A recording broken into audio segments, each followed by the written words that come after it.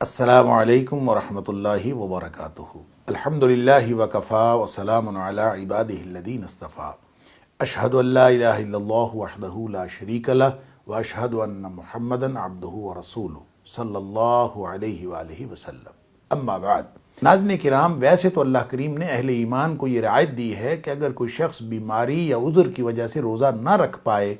تو اس کو دوسرے دنوں میں گنتی پوری کرنے کا حق حاصل ہے، اور وہ اس طرح سے اپنا وہ ثواب اور اجر جو اس کا کم رہ گیا اس کو پورا کر سکتا ہے۔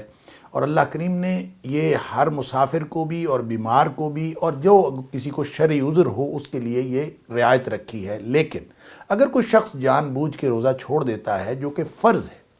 اور وہ جان بوجھ کے چھوڑ دیتا ہے، کوئی اس کو عذر لاحق نہیں ہوتا، یا پھر اتنا کمزور عذر ہوتا ہے یا ایسی کوئی بات ہوتی ہے جس کو شریعت نہیں مانتی، وہ خواہ مخواہ انگلی پر آپ کو چوٹ لگ جائے، ٹانگ پر چوٹ لگ جائے، کوئی چھوٹا موٹا معاملہ ہو جائے، یا وہ اپنی کسی محنت کی وجہ سے یا اپنے روزانہ شب و روز کے معمولات کی وجہ سے روزے کو ترک کر دے، تو نبی اکرم صلی اللہ علیہ وآلہ وسلم نے فرمایا کہ جو اس کو روزہ ترک کرنے کی وجہ سے نقصان ہوتا ہے وہ اتنا نقصان ہے کہ وہ اگر ساری زندگی بھی روزے رکھنا چاہے اور رکھ سکے، ویسے تو رکھ نہیں سکتا، پوری زندگی کوئی شخص روزے نہیں رکھ سکتا، لیکن اگر کوئی شخص رکھ بھی لے پوری زندگی روزے تو وہ ایک روزہ جو جان بوجھ کے ترک کیا ہے وہ اس کا ازالہ نہیں کر سکتا، اس کا نقصان پورا نہیں کر سکتا جتنا نقصان اس کو ایک روزہ ترک کرنے سے ہوا ہے۔ لہٰذا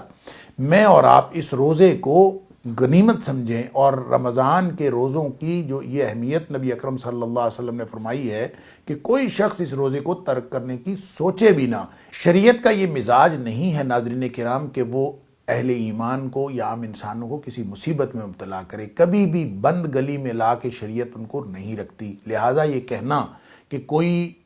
شریعت ان کو کوئی گنجائش نہیں دیتی، فرائض وہ